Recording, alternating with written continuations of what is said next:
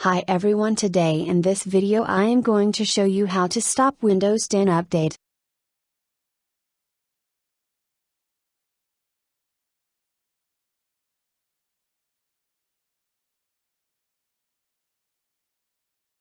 Click the Start button and type Services and hit Enter.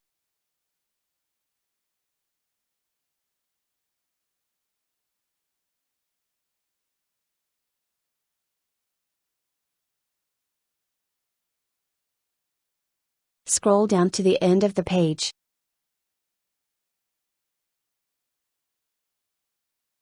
Find their Windows Update service and right-click, then select Properties. Click Stop button. It will stop the currently ongoing services from your PC.